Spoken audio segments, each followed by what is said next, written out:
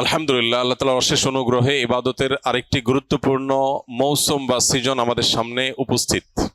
আর সে মৌসুম বা সিজন হলো জিলহজের প্রথম 10টি দিন। রমজানের পরে ইবাদতের সবচাইতে গুরুত্বপূর্ণ, তাৎপর্যপূর্ণ, ফজিলতপূর্ণ দশক এবং মৌসুম। জিলহজের প্রথম দশকের যত গুরুত্ব কোরআন হাদিসে এবং সালাফে সালেহীনের আমলের মধ্যে বর্ণিত হয়েছে, আমাদের সমাজে এই 10টা দিনের ইবাদতের ব্যাপারে মানুষের অবহেলা যেন ততটাই চরমে। ইসলাম জিলহজের প্রথম 10 দিনের যত গুরুত্ব, যত তাৎপর্য বর্ণনা করেছে, এর ছিটে ফোটাও আমাদের সমাজে সচরাচর চোখে পড়ে না। আমরা কোরবানির পশুর হাট কিংবা গরু ছাগলের আনাগোনা দেখে জিলহজ মাস আসছে সেটা টের পাই, অনুভব করতে পারি। অথচ সাহাবা ইকরাম রিদওয়ানুল্লাহি তাআলা আলাইহিম আজমাইন তারা জিলহজের প্রথম 10টি দিন ইবাদতের ব্যাপারে এত বেশি মাশগুল হতেন, এত বেশি রত থাকতেন যে তাদের বাজারে ঘাটে জিলহজের প্রথম দশকের আলামত বোঝা যেত। সাহাবী আবু হুরায়রা রাদিয়াল্লাহু তাআলা আনহু এবং কোন সাহাবী জিলহজের প্রথম দশক এলে বাজারে যেতেন শুধুই তাকবীর পাঠের উদ্দেশ্যে, কোনো কেনা বেচার উদ্দেশ্যে না। বাজারে দুনিয়াদারিতে মগ্ন মানুষগুলোকে জিলহজের প্রথম দশকের ইবাদতের ব্যাপারে স্মরণ করানো। এই জন্য বাজারে গিয়ে এই দশকে বলতেন আল্লাহু আকবার, আল্লাহু আকবার, লা ইলাহা ইল্লাল্লাহু, আল্লাহু আকবার, আল্লাহু আকবার ওয়া লিল্লাহিল হামদ। এই যে তাকবীর, তাহমিদ, তাহলিল, আল্লাহর একত্ববাদ, আল্লাহর বড়ত্ব এবং প্রশংসা জ্ঞাপন করা, এটা এই দশকের অন্যতম গুরুত্বপূর্ণ একটা আমল। এই আমল করবার জন্য সাহাবীদের কেউ কেউ বাজারে গিয়ে একটু সরবে বলতেন, যাতে করে তার শুনে শুনে অন্যরাও বলতে পারে। মিডল ইস্টের কোন দেশের কোন এলাকাতে একটি চমৎকার দৃশ্য জিলহজের প্রথম 10 দিন উপলক্ষে দেখা যায়। সেটা হলো বিভিন্ন বাসাবাড়ির গেইটে, গ্যারেজে, বিভিন্ন সুপার শপ, শপিং মল, ছোট বড় দোকান ইত্যাদিতে ছোট্ট একটা ডিভাইস সেট করে সেখানে তাকবীরের অডিও অনবরত চালু করে রাখা হয়। মৃদু ভলিউমে হালকা আওয়াজে যে তাকবীরের ধ্বনি চালানো হয়, এটার উদ্দেশ্য পথচারী বা আশপাশ দিয়ে যারা যাবে তাদের জন্য স্মরণ হয় যে এই দশকে নবী আলাইহিস সালাম নির্দেশ করেছেন ফাকসিরু ফিহিন্না মিনাত তাকবীরি ওয়াত তাহলিলি ওয়াত তাহমিদ। এই দিনগুলো যখন আসবে এবং তাকবীরের তাশরিকের আইয়ামে তাশরিকে যে দিনগুলো আছে সেগুলোতেও আল্লাহর একত্ববাদের বর্ণনা লা ইলাহা ইল্লাল্লাহ বলার মাধ্যমে, আল্লাহর বড়ত্বের বর্ণনা আল্লাহু আকবার বলার মাধ্যমে, আল্লাহর প্রশংসার জ্ঞাপন আলহামদুলিল্লাহ বলার মাধ্যমে বেশি বেশি যেন করি আমরা। নবীজি নির্দেশ করেছেন তোমরা এই দিনগুলোতে বেশি বেশি লা ইলাহা ইল্লাল্লাহ, আল্লাহু আকবার, আলহামদুলিল্লাহ এগুলো পাঠ করবে। এই জন্য ভাইরা আমার, আমাদের কর্তব্য হলো জিলহজের প্রথম দশকের ইবাদত, এর তাৎপর্য, এর আমল, এর গুরুত্ব, এর মাহাত্ম্য এ সম্পর্কে সমাজে জানাশোনা যেন বাড়ে, সচেতনতা যেন বাড়ে। এই হারিয়ে যাওয়া বা অনেকটাই মানুষের আমল থেকে সরে যাওয়া, ছুটে যাওয়া এই বিষয়টাকে যেন পুনরায় জিন্দা করা যায়, এই জন্য আমাদের ভূমিকা রাখা দরকার। আমরা যদি প্রত্যেকটা মানুষ যার যার জায়গা থেকে সিদ্ধান্ত গ্রহণ করি যে জিলহজের প্রথম দশক উপলক্ষে কোরআন এবং হাদিসের আলোকে যে করণীয়গুলো আছে এগুলো একজন ইমানদার হিসাবে আমি আমল করব, আরো 2-4-5 জন মানুষকে আমি অ্যাওয়্যার করব, সচেতন করব, ইনশাআল্লাহ অনেকটা হারিয়ে যাওয়া এই আমলগুলো নতুন করে পুনরায় জিন্দা হবে, জীবিত হবে। চেষ্টা করা যাবে তো ইনশাআল্লাহ? প্রিয় ভাইরা আমার, আমাদের মধ্যে কেউ যদি বাজারে যায়, চায়ের দোকানে যায় এবং যে একটু যদি জোরে আল্লাহু আকবার, আল্লাহু আকবার, লা ইলাহা ইল্লাল্লাহ, আল্লাহু আকবার, আল্লাহু আকবার ওয়া লিল্লাহিল হামদ, তাকবীর, তাহমিদ, তাহলিল যদি পাঠ করে, কোনো কাজ নাই, কোনো কারণ নাই, চায়ের দোকানের আড্ডার মধ্যে গিয়ে একটু উচ্চস্বরে তাকবীর পাঠ করেছে কেউ, তাহলে সমাজের মানুষ সেটাকে নেগেটিভলি দেখবে, মনে করবে লোকটার মাথায় সমস্যা কিনা, হঠাৎ করে তাকবীর কেন বলল। অর্থাৎ এই পরিমাণ গাফলতিতে আমরা নিমজ্জিত হয়ে গেছি যে আল্লাহর জিকিরটা আমাদের কাছে অস্বাভাবিক আর গাফলতিটা স্বাভাবিক হয়ে গেছে। এই পরিস্থিতি থেকে উম্মতকে বাঁচাবার জন্য আমরা একটু চেষ্টা করতে পারি না ইনশাআল্লাহ? স্কিলের ভাইরা যারা আছেন, বিশেষ করে ছুটি হয়ে যাবে, বাড়িতে যাবেন, ঘরে যখন একটু প্রবেশ করবেন, ঘরের লোকজন বিভিন্ন কাজে আছে, একটু মৃদু ভলিউমে, ডিস্টার্ব করার মতো আওয়াজে না, একটু মৃদু ভলিউমে আপনি যদি তাকবীর বলে ওঠেন, হয়তো আরেকজনের স্মরণ হবে ইনশাআল্লাহ। আমরা এখানেও যে কয়দিন আসি, আমরা বাহির থেকে এসে রুমে প্রবেশ করলাম বা কয়েকজনের মধ্যে প্রবেশ করলাম তখন যদি একটু সরবে পড়ি এই উদ্দেশ্যে যাতে করে অন্যের স্মরণ হয়, তাহলে হয়তো আমলটা জিন্দা হবে। জিলহজের প্রথম দশক উপলক্ষে আমাদের সবগুলো মনিটরে ইনশাআল্লাহ এই দশকে তাকবীরের ধ্বনি উচ্চারিত হতে থাকবে মৃদু ভলিউমে, যাতে করে অন্যদের স্মরণ হয়। এবং এই দশকের ফজিলত, তাৎপর্য, মাহাত্ম্য এবং করণীয় সম্পর্কে অনেকগুলো লিফলেট প্রিন্ট করা হয়েছে, আমরা এগুলো নিয়ে যাব ইনশাআল্লাহ। আর আমাদের সকল প্রতিষ্ঠানে আসুন্নাহ ফাউন্ডেশন থেকে আমরা একটা ফেস্টুন প্রিন্ট করেছি, 2 সাইজের, একটা ছোট আর একটা বড়। এই ফেস্টুনগুলো আমরা প্রত্যেকটা প্রতিষ্ঠানের একেবারে প্রবেশদ্বারে বা এমন জায়গায় যেখানে সবার অনবরত চোখ পড়বে সেখানে আমরা ঝুলিয়ে রাখবো। এই সবগুলোর উদ্দেশ্যই হলো জিলহজের প্রথম দশককে আমরা ইবাদত এবং আমলের একটা দশকে পরিণত করব ইনশাআল্লাহ। রমজান মাসে আলহামদুলিল্লাহ কম হোক বেশি হোক, ভুল হোক ভালো হোক মন্দ হোক, মিলিয়ে ঝুলিয়ে আমল করার একটা চেষ্টা আমাদের সমাজে আছে। কিন্তু জিলহজের প্রথম দশক উপলক্ষে নেক আমল বা ইবাদতের তেমন কোনো কাজ দেখা যায় না। কাজ একটাই, কোরবানির গরু ছাগল কেনা বেচা। এছাড়া এই দশকের আর কিছু চোখে পড়ে? চোখে পড়ে না। আপনারা বিভিন্ন এলাকার মানুষ আছেন, আমি আপনাদেরকে উদাত্ত আহ্বান রাখতে চাই, অনলাইনে আমাদেরকে যারা শুনছেন তাদেরকে উদাত্ত আহ্বান রাখতে চাই। অনেক কোরবানির গরু ছাগলের হাটে মাইক লাগানো হয় নানান ঘোষণা, অ্যানাউন্সমেন্ট ইত্যাদি করার জন্য। আমি লক্ষ্য করেছি খুবই দুর্ভাগ্যজনকভাবে যে কোরবানির পশু কেনা বেচার হাটের অর্থনৈতিক সুফল বিপুল পরিমাণে, আর্থসামাজিক উপকারিতা অনেক বেশি, এটাকে ঘিরে হাজার হাজার লক্ষ লক্ষ মানুষের জীবিকার ব্যবস্থা হয়। এই দেশ পশু পালনে অনেকটা স্বয়ং সম্পন্ন, পশুর গোশত যতটুকু আমাদের প্রয়োজন হয় তার জন্য স্বয়ং সম্পূর্ণতা অর্জন করেছে শুধু কোরবানির খাতিরে। সারা বছর একটা বাছুর লালন পালন করার পর বা 2 বছর লালন পালন করার পর যখন বাজারে বিক্রি করে কেউ একজন গরিব মানুষের সংসার পালার মতো টাকা হয়ে যায়। বহু মানুষের জীবিকা এই কোরবানির এই ইবাদতের মাধ্যমে আল্লাহ তাআলা ব্যবস্থা করেছেন। কোরবানির এই আমলটা যেখানে একটা ইবাদত, আল্লাহর গুরুত্বপূর্ণ একটা নির্দেশ। আকামা রাসূলুল্লাহ সাল্লাল্লাহু আলাইহি ওয়াসাল্লাম বিল মাদিনাতে 10 সিনিন ইউদাহি, নবীজি 10 বছর কোরবানি করতেন, মদিনায় অবস্থান করেছেন এবং কোরবানি করতেন। শুধু বিদায় হজের সময় তিনি হজের সফরে ছিলেন, বাকি বছরগুলোতে তিনি মদিনা থেকে প্রতি বছর কোরবানি করতেন। তো কোরবানির এই আমলটা যেহেতু একটা ইসলামিক কাজ, একটা ইবাদত, সেই ইবাদতকে ঘিরে যে হাট বা বাজার হয় সেখানকার মাইকে গান এবং বাজনা বাজানো হয়, এর চেয়ে দুর্ভাগ্যজনক বাস্তবতার কি আছে? তো আপনাদেরকে আমরা উদাত্ত আহ্বান রাখতে চাই, এইসব মাইকে বিভিন্ন অ্যানাউন্সমেন্ট করতে হয়, বিভিন্ন ঘোষণা দিতে হয়, সেটা দেওয়া হোক। পাশাপাশি বাকি সময়গুলোতে মানুষের অ্যাটেনশন গ্রো করার জন্য গান বাজনা নয়, তাকবীরের ধ্বনি উচ্চারিত হোক।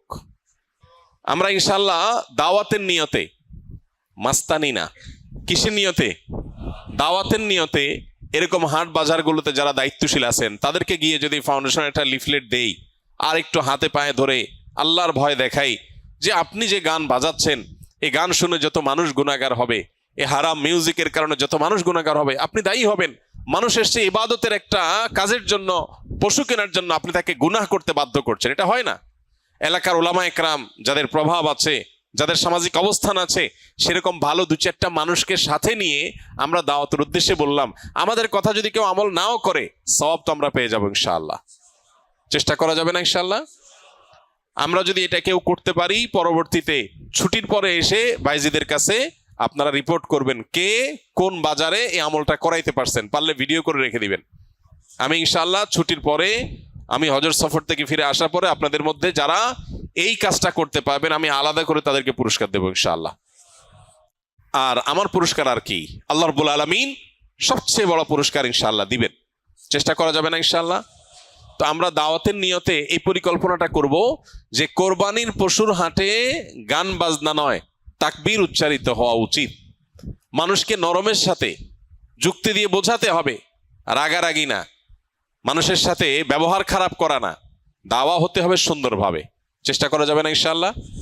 একটা লিফলেট নিয়ে গেলেন কোরবানির পশুর হাটে, যে জায়গায় লাগাইলে কারোর ক্ষতি হবে না, কারোর ওয়ালে পারমিশন ছাড়া লাগালে তিনি কষ্ট পাবেন, নিষেধ করা আছে, এরকম জায়গায় না। যেখানে লাগালে কারোর কোনো অসুবিধা হবে না এরকম জায়গায়। কোনো একজন রিক্সা চালক ভাই তিনি সম্মতি দিয়েছেন রিক্সার পেছনে লাগাতে, তাহলে তার অনুমতি নিয়ে তার পেছনে লিফলেট লাগাই দেন, যাতে করে এটা দেখে 10 জন মানুষ আমল করে। একটা হারিয়ে যাওয়া সুন্নাহকে, একটা হারিয়ে যাওয়া বা বেশ কয়েকটা হারিয়ে যাওয়া আমলকে আমরা সমাজে পুনরায় জীবিত করার জন্য যদি কাজ করি, তাহলে আমাদের মর্যাদা আল্লাহর কাছে কত বেশি। এই বিষয়ে বহু হাদিস বর্ণিত হয়েছে। আমরা সেই মর্যাদা অর্জন করার চেষ্টা করতে পারি না ইনশাআল্লাহ? এই জন্য ভাইরা আমার, যারা এই কথাগুলো আমরা শুনছি অনলাইনে অফলাইনে, আমরা আরো কয়েকজনের কাছে পৌঁছে দিব। জিলহজের প্রথম দশক শুধু কোরবানির পশু কেনা বেচার দশক নয়, এই দশক ইবাদতের দশক, এই দশক আমলের দশক। নবী করিম সাল্লাল্লাহু আলাইহি সাল্লাম বলেছেন, মা মিন আইয়ামিন আল আমালুস সালিহু ফিহিন্না হাব্বু ইলাল্লাহ মিন হাযিহিল আইয়াম। কিলা ইয়া রাসূলুল্লাহ ওয়ালাল জিহাদু ফি সাবিলিল্লাহ? ক্বাল ওয়ালাল জিহাদু ফি সাবিলিল্লাহ।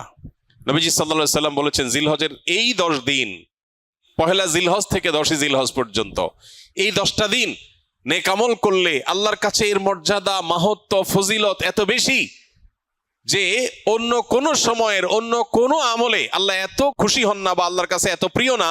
এই দশকের ভালো কাজ আল্লাহর কাছে যত বেশি প্রিয়। সাহাবীগণ জিজ্ঞাসা করলেন, হে আল্লাহর রাসূল, অন্য সময় আল্লাহর রাস্তায় জিহাদ করলে যে বিপুল ফজিলত, সেটার মর্যাদাও কি এই দিনের চাইতে বা সেটাও কি আল্লাহর কাছে বেশি প্রিয় না? নবীজি বলেছেন, না, ওয়ালাল জিহাদু ফি সাবিলিল্লাহ। অন্য সময় জিহাদ করেও আল্লাহর কাছে এই দশকে নেক আমলের সমান সওয়াব পাওয়া সম্ভব না বা আল্লাহর প্রিয় নয়। তবে অন্য সময় যদি কেউ জিহাদ করতে বের হয়ে তার জান মাল সব কোরবান করে দেয়, তার কথা ভিন্ন, তার সাথে কারো কোনো তুলনা নেই। তাহলে ভাইরা আমার, এই দশকে নেক আমলের ব্যাপারে নবী আলাইহিস সালাম এত বেশি গুরুত্ব আরোপ করেছেন, এত বেশি গুরুত্ব দিয়েছেন, আল্লাহ তাআলার কাছে সবচেয়ে বেশি প্রিয়। এই জন্য এই দশকে আমরা নেক আমল করার চেষ্টা করবো তো ইনশাআল্লাহ। এই দশক উপলক্ষে আমরা 10টি কাজ করব। নাম্বার 1, এই দশক উপলক্ষে সাধারণ যে নেক আমলগুলো আছে, রুটিন যে ভালো কাজগুলো আছে, এগুলো বেশি বেশি করব।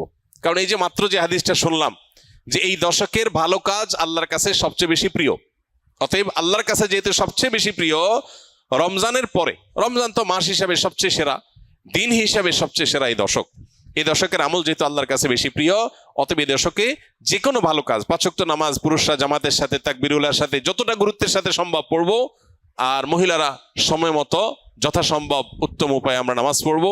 এর বাইরে নফল নামাজগুলো পড়ার চেষ্টা করবো, ইশরাক তাহাজ্জুদের চেষ্টা করবো ইনশাআল্লাহ।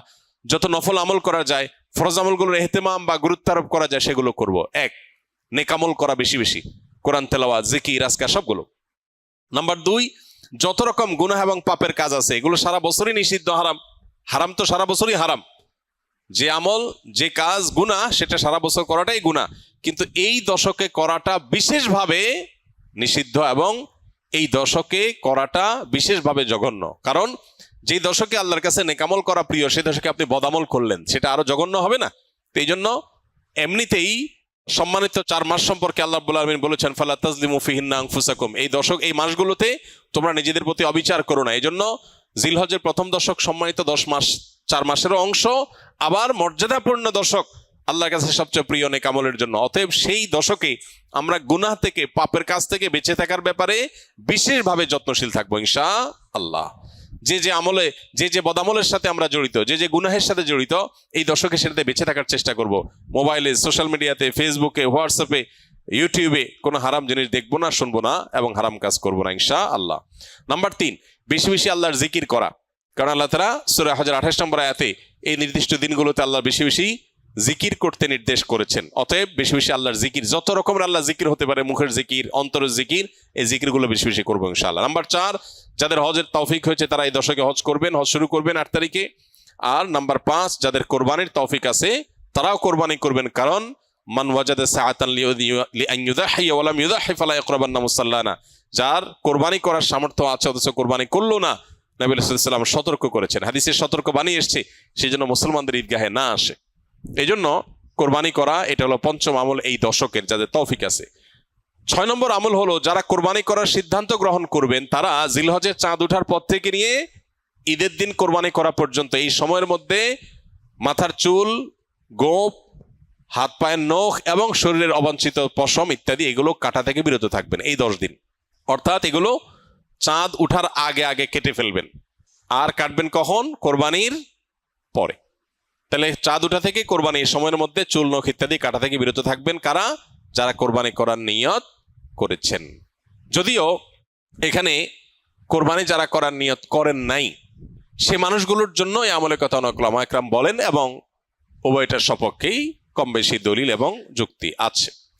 7 নম্বর আমল হলো বেশি বেশি তাকবীর, তাহমিদ, তাহলিল পড়া, যেটা মাত্র বললাম। উঠতে বসতে, চলতে ফিরতে, বাজারে ঘাটে, ঘর বাড়িতে, সব জায়গাতে আল্লাহু আকবার, আল্লাহু আকবার, লা ইলাহা ইল্লাল্লাহ আল্লাহু আকবার ওয়ালিল্লাহিল হামদ বেশি বেশি উচ্চারণ করা। আমরা মোবাইলের ওই যে ওয়েলকাম টিউন হিসাবে তাকবীর কিভাবে সেট করা যায় সেটার জন্য আমরা প্ল্যান করতে পারি, প্রোগ্রাম করতে পারি। আর কতভাবে মানুষকে স্মরণ করানো যায় হালাল উপায়ে, বৈধ উপায়ে, সেটা আমরা চেষ্টা করতে পারি। তাহলে 7 নম্বর আমল হলো বেশি বেশি তাকবীর, তাহমিদ, তাহলিল পাঠ করা। এটা এই 10 দিন ধরে রাত দিন কোনো সংখ্যা ছাড়া যার যতটুকু তৌফিক হয়।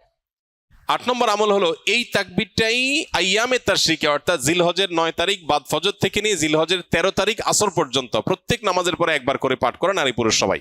এটা আবশ্যক, সবাইকে করতে হবে প্রত্যেক নামাজের পরে একবার করে। এটা হলো তাকবীরে মুকাইয়াদ বলে, নির্দিষ্ট তাকবীর এই দিনগুলোতে এই নামাজের পরে। আর প্রথমটা বললাম 7 নম্বর আমলটা হলো সাধারণ তাকবীর, তাকবীরে মুতলাক, অর্থাৎ এই দশক জুড়েই সবসময় বেশি বেশি তাকবীর পাঠ করা। তাহলে 8টা আমল পেয়ে গেলাম।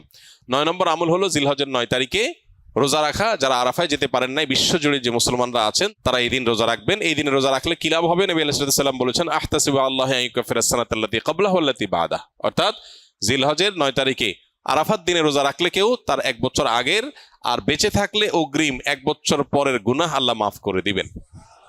অর্থাৎ সগীরা গুনাহগুলো আল্লাহ তাআলা মাফ করে দিবেন। এই জন্য এই আমলটা করার চেষ্টা করা। শুধু জিলহজের 9 তারিখই নয়, অনেক উলামা ইকরাম জিলহজের 1 থেকে 9 পর্যন্ত এই সবগুলো দিনকে রোজা রাখাটাকে মুস্তাহাব বলেছেন। আর 10 নম্বর আমল হলো ঈদের দিনে যে সুন্নাহগুলো আছে সেগুলো পালন করা। অতএব জিলহজের এই দশককে আমল এবং ইবাদত দিয়ে সাজাবার চেষ্টা করবো তো আমরা ইনশাআল্লাহ। বেশি বেশি তাকবীর, তাহলিল, তাহমিদ নিজেরা পড়বো, অন্যদেরকে উদ্বুদ্ধ করবো। চেষ্টা করা যাবে না ইনশাআল্লাহ। আল্লাহ রাব্বুল আলামিন আপনাকে আমাকে আমাদের সবাইকে আমলের তৌফিক দান করুন।